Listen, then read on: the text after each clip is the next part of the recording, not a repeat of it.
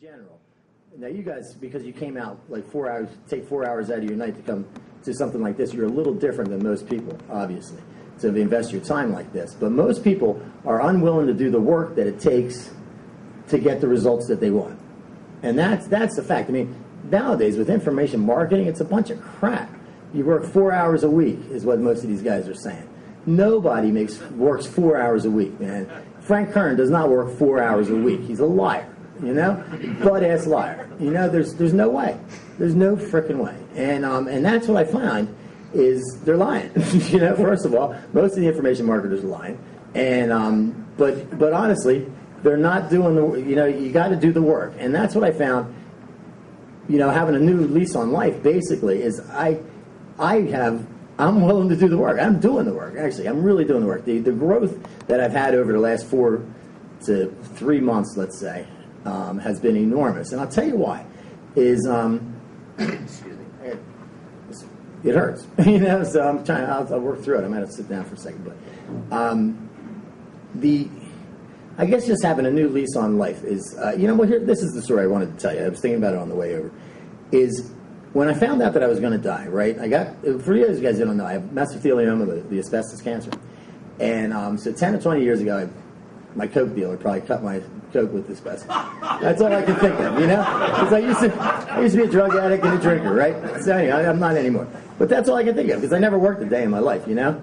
Other than doing magic and what I'm doing now, right? So never worked like construction or something like that. So anyway, I find this out, and you typically get a year to live when you get diagnosed with mesothelioma. That's the standard, right? So that's the mid-rate. So you're either on one side or the other of that. So I find that out, and then it turns out to not be so bad. But then the chemo doesn't work, and they give me like a month or two to live. All right. Now I go to Florida, have a conference. I go to Florida, Disney World, and I end up back in the hospital last week for another 8 days. And they're like, now it really looks like crap, Eric. Now you've got like days. So here's what happened. Okay. I think probably who has goals in here? Who has written goals? Probably everybody. In this kind of room. That's very unusual in most settings, but in this kind of room, it's probably 75 to 80%, which is very unusual. But anyway, so I've written goals like most of us do. So I've got long range, short term, all that, and then legacy goals, right? So when I find this out, all my legacy and long term goals all get pushed down into this little 2-month capsule and say, okay, these are the things now I have to do. I got to call Dave about my will and testament. You know, I got to call Dave right away because this has been on my list for a long time, you know, and I just haven't done it. I've got to do this. I've got these 3 books that I'm ready to write, but they're still sitting on my computer. You know, I've got all this stuff, and it all gets compressed down into this little area. And then I was sitting there. This is the week before my super conference, and I was sitting at my desk on a Wednesday afternoon with my feet up, just kind of looking over the whole lay of the land and where I'm at. And I realized that if I die after the holidays, I'm golden. Because I have no goals after Christmas. It's the first time in my life this has ever happened to me, man. I'm looking going, oh my God, I can die after Christmas. Now, how screwed up is that, you know? But I'm dead serious. That's what I thought. So all of a sudden I was like, oh, I had grabbed my marketing calendar off the wall, changed the year on it. You know, it was 2009. Now I got a new one. But I changed the marketing calendar, and I instantly booked the hotel for next November for my super conference for next year.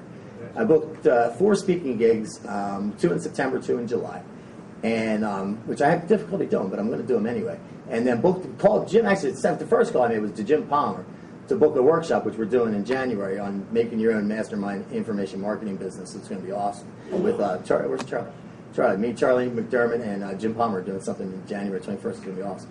But so that was my first call. Because I was like, I need something in January right away, man. I got nothing in January because I'm dead. You know, I'm pushing daisies in January. This is not cool.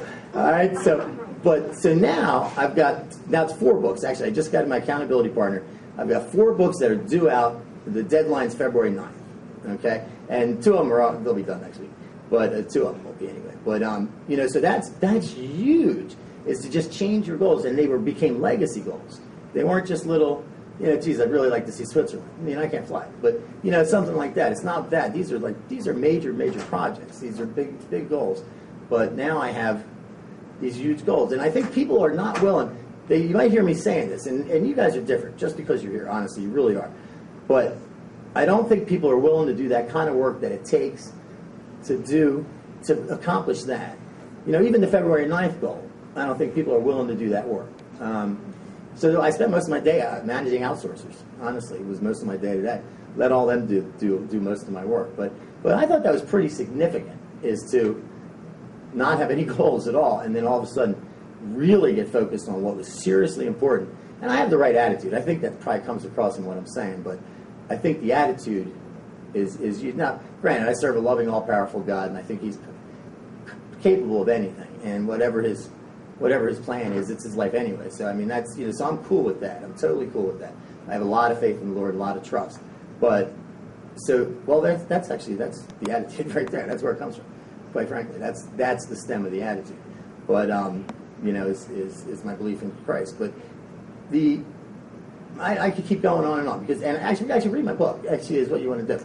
Is you want to read Uncommon Success, and it'll be out in 3 weeks. Well, maybe 4 weeks. But the DVD's done. Well, no, we're working on that Thursday right there. Yeah, see, there you go. There's my outsourcer right there.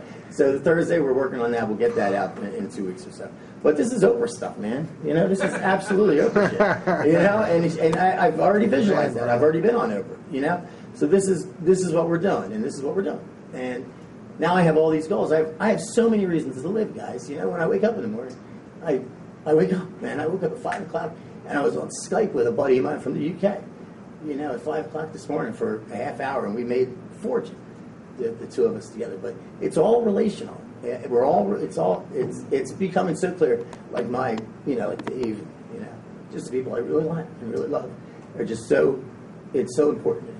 And that's like you. I contact like 3 or 4 times a day. I'm getting all bushy. I'm sorry, but it's just it's just good to be alive. And here's I'm going to leave you with this. Is when I got sober, I got sober in a rehab down in Tuffkin-Hamon, Pennsylvania. And I'll never forget this. This guy said to me, this guy Ken, he's still down there. Been there for probably 25 years. And he's the head of honcho, the rehab or whatever. But I've been sober 12 and a half years. And when I got out, the night before, I was there for 12 days. On the 11th day, he said to me, he goes, "So what are you doing tomorrow?" And I said, "Well, I'm going to a meeting, I'm getting a sponsor, I'm doing all that 12-step stuff." And he said, "All right, good." He goes, "But you're never going to stop drinking." And I went, "What?" And he goes, No. He goes, "You'll never stop drinking." I'm like, "Didn't you see me the last 12 days I was here? I kept all these notes. I put my sobriety date in the spine of my the Alcoholics Big Book, and I did all this, and I really studied hard." And he goes, "No." He goes, "You don't get it." He goes, "You're not going to stop drinking." He goes, "But you can get sober." And I said, "Well, what do you mean?" He goes, "All right, picture yourself." This changed my life. He said, "Picture yourself in the middle of a room." And he said, "That wall is not drinking, right? You turn yourself around, and this wall is getting sober." He goes, "If you're constantly looking at the wall of not drinking, Eric, eventually you're going to drink. So what you need to do is turn your ass around and constantly look at the wall of getting sober." And he said, "You'll be a sober man." I've been a sober man ever since he said that to me. And it's the same with success. If you're bitching and moaning, can you imagine somebody coming to me and bitching and moaning? I just got an email yesterday about, "Oh, woe is me, woe is me, my poor, I forget what it was. I can't get this job done because I can't get enough magic shows in, or I can't," what? It was amazing that I got this email from this guy. But it flabbergasted me that somebody would hear my story and actually do that. But it's the same with success. If we're constantly looking at the problem, it's always going to be the problem. It's always going to be there, and we'll never escape it. But when we turn ourselves around and look at the rewards and the possibilities that we have, that are right here in this room actually have them, that are capable of, we can become incredibly successful. And I think that's what I want to share with you tonight. So thank you. Thank you, sir.